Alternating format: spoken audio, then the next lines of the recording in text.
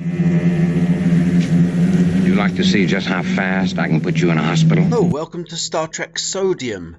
This time I have some facts about the classic character Dr. McCoy that you probably didn't know. So please go ahead and listen, and hopefully you'll find out some things absolutely new to you. It was said that the genesis of Dr. McCoy came about when the original doctor of the Enterprise, Dr. Boyce, was fired because he insisted on wearing a false beard, which he wore everywhere in real life. Unable to grow a beard longer than a centimetre, the actor took comfort in his false beard and was never seen without it.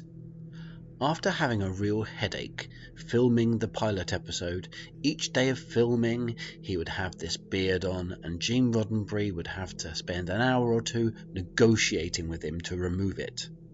After the episode was finished, Gene said that he wanted a new doctor for the continuing voyages of the Starship Enterprise, and so his old friend DeForest Kelley would do the job marvellously.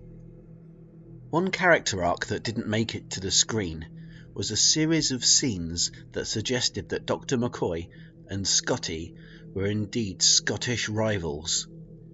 In an early episode's original script, Dr. McCoy would meet his father, an elderly Scottish Dr. McCoy Sr., and Scotty would make off-the-cuff comments about how there's only room for one true Scotsman on board the vessel. One scene that actually made it into the episode, though, and can possibly be seen on the DVD version, is when Dr. McCoy says that as a Scotsman he can handle any amount of whiskey, not like that bumpkin Scotty down in engineering. Well, what do you know? I finally got the last word. In the episodes, we get the impression that Dr. McCoy and Spock aren't the best of friends, as they constantly annoy each other. But in real life, that couldn't have been further from the truth. They would meet up each Tuesday evening at the Hollywood West train station and would partake in their mutual love of train spotting. Usually selecting their favourite bench, they would sit together with their pads and pencils and get overjoyed as locomotives pulled into the station, quickly jotting down the number written on the side of the carriage for their collection. At the end of the evening, they would have a couple of drinks and look over their exhaustive lists of train numbers together, like two peas in a pod. Following the end of Star Trek in 1969, Dr. McCoy actor started a stand-up comedy routine that he titled Dr. McCoy's Funny Bone. A little fun. I said, I'll get even. He said, when? I said, don't worry, it'll happen. So time goes... Where he would allegedly tell exaggerated stories from his days in Star Trek. Although not particularly popular, these routines carried on for over 30 years and garnered him the prestigious Neil Diamond Award for Comedy Gold in 1980-something. One thing he would not joke about, though, was for his parents' stoic stance on stopping the deforestation of our planet's green acres.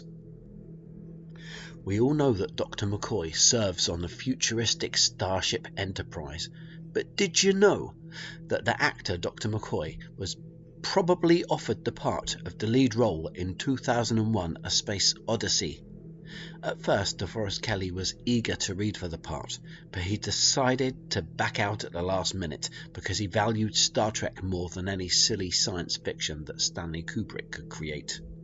Gene Roddenberry reportedly said to Kelley that he didn't mind if he skipped a few episodes to go and film a major motion picture, but that just riled up Dr. McCoy even more, making an enemy of Gene Roddenberry in the process.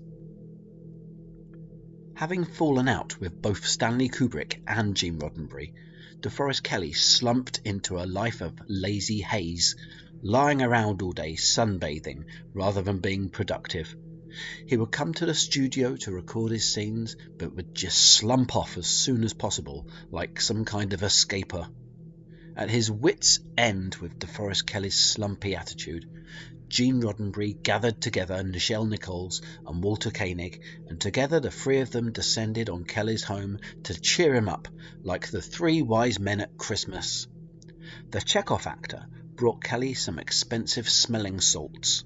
Gene Roddenberry brought an exuberant bottle of champagne, and Nichelle Nichols supplied the jovial and upbeat singing that DeForest Kelley loved so much.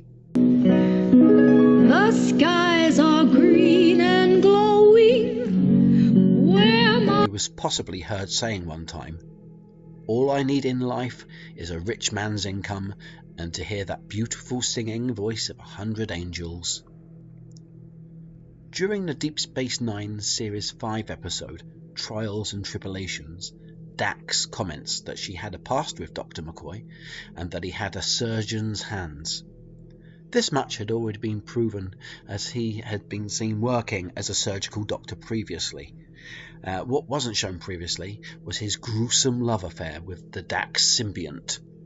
It was assumed that Dax met McCoy in humanoid form, but the novelizations reveal that Dr. McCoy was actually in love with the Dax symbiont itself.